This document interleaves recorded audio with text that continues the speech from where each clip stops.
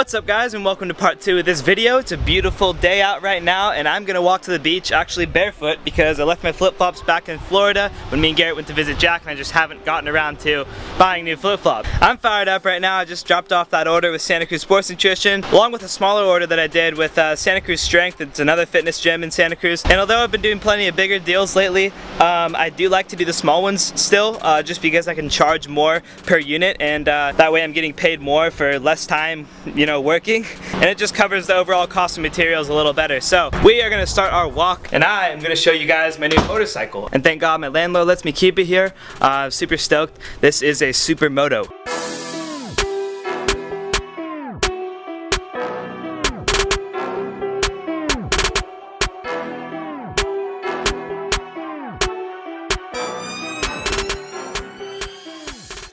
Yep, super psyched. The thing rips. So in my last video I talked a little bit about some unfortunate things that happened right when I started to land these bigger deals, and today I told you guys I'd talk to you a little bit about how I was landing these deals. So I didn't really start doing business with bigger companies necessarily for a while until I started to get rejected a lot more. So yes, essentially the key to the reason why I've been doing more business is just because I have been getting rejected a lot more. Because when you get rejected enough times, then you're gonna start seeing success and you're gonna start seeing a lot more yeses. So I know my niche now, and I know exactly who I'm going after, who I want to help, and I've been reaching out to about 150 businesses per week, and this has proven to be very successful for me, and I just want to talk about how I've been doing that. So there's something that I've been doing that when I tell people, depending on who I'm talking to, they either think that I'm just a huge dick or that I'm really smart. That helicopter is really loud. But honestly, it's neither of those things. It's pretty damn simple. I've been working with freelancers who live in India, Pakistan, wherever, different parts of the world, and they're able to do a lot more work for me for, you know, a very significantly less price than I would pay in the United States. And I love to support local business every opportunity I get, but there are certain tasks that I need to assign people that the numbers just don't work if I had someone to do that in the US. So I'm paying someone like $1 per logo to design for the businesses I'm reaching out to. And in the States, I honestly would be paying about $60 to $100 per vector. And it's called vectorization, the process that we go through to prep the logos for printing. Anyways, it's just not gonna happen if I have someone do that in the US. It's just, the numbers just don't work. And so either I'm gonna do this stuff all by myself, or I'm gonna have help. And the help that I get is gonna be from freelancers from all over the world. So by defining the tasks that you need people to do for you to make your business more efficient and save you a lot more money, there are websites that you can go to, and I'll give you those websites. I personally like to use Upwork. There are other websites like Fiverr and specific websites catering to specific countries, and I don't usually mess around with those just because most of the time these country-specific websites are for people who do more like personal stuff as like a virtual personal assistant. And so the three things that I've been having people do for me is, one, I've been having people find these businesses. So find these prospects that I'm looking for, and they'll come up with a list. I'll take that list and they'll give me the logos. I'll take that list of logos and I'll send them to a designer, and then he's gonna vectorize those logos, prep them for the printer, and then we're gonna make those decals and take pictures of them, and then I take those pictures and then I send them to an email marketer who controls my email, my business email.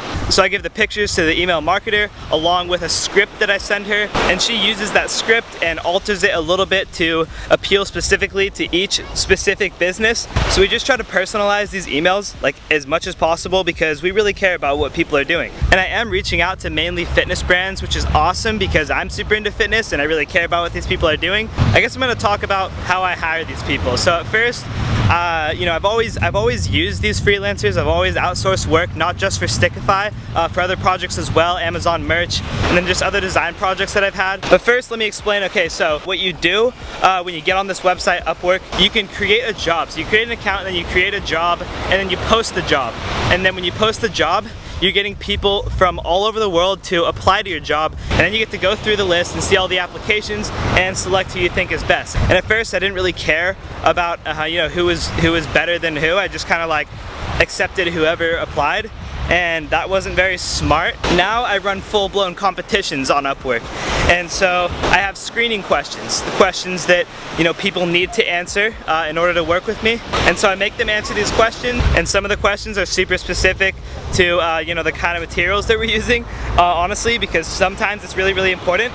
And I just need to know that these people have an understanding on what I'm doing and are also passionate about it. So once I get like 30 people to apply to the job, then I'll go through and I'll get to see like who answers the screening questions correctly and who uses Google to come up with the answer for the screening questions. And it's usually pretty damn obvious. So usually with like design work and stuff like that, that's just pretty straightforward.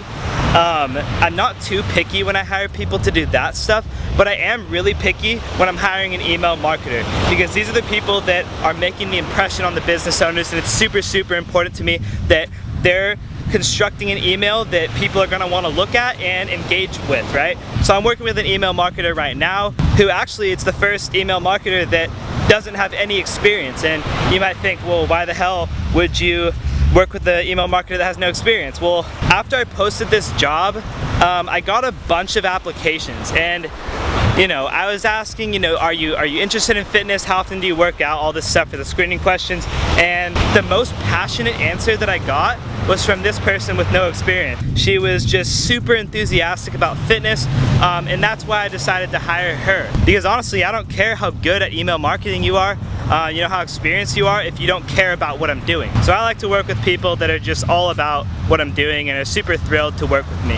And so this is super easy to do, guys. Just decide like what simple tasks you need to outsource. So I recommend that like before you do start outsourcing work, you need to know exactly what you're doing. Like you need to know the ins and outs of everything you're outsourcing. So I highly recommend like, you know, getting some experience in what you're outsourcing, because you'll be able to understand it more and you'll be able to give people guidance when they need it. Damn it, my battery died. So I'm up here at the house now on the deck. That's exactly where I was walking down there. I don't quite remember where I left off, honestly, but it was at the end of the video. So I'm just gonna end this video just by summarizing that the reason why I've been seeing more success lately is just because I've been getting rejected a lot more. And so what I really recommend, just because this is helping me, is finding ways to get rejected. And it was hard for me at first, because every time I'd go into a business to try to sell them something, I just wouldn't go there at the right time and see the owner, and I really need to talk to the owner. I don't care about anybody else, because they don't usually care about what I'm doing, and you know, the owner is the one that I want to talk to, because he's the one with the buying decision. So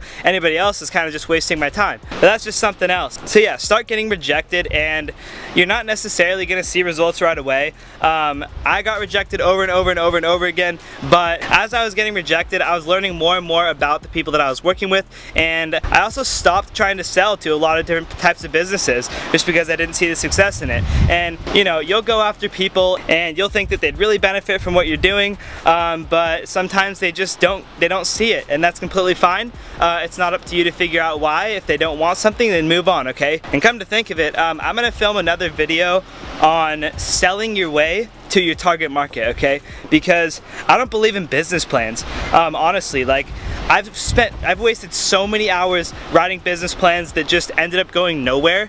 I just believe in just taking action and learning as you go. You know, I think business plans are good for people who know exactly what they're doing, but I don't know exactly what I'm doing. It's a learning experience, and how do you expect me to write a full-blown business plan if I don't even know what I'm doing, I don't even know who I'm going after? You know, it just doesn't make sense. With that being said, guys, find ways to get rejected more, because if you get more no's, then you're gonna get ultimately more yeses, right? So I hope you guys have a wonderful rest of your day. So stay tuned, okay? I am working on getting my money credibility and not focusing too much on helping you guys, because I don't get paid to do this. I just like to do it, and I need to get paid, so you know. But ultimately, while I make more money, I want to teach you guys how to make money as well. So if you're new to my channel, then please subscribe so we can stay connected and all that. Give this video a thumbs up if you found value in it, if you liked it. So I really hope that you guys are always looking to take action on something that I'm saying, whether it's something from me or someone else.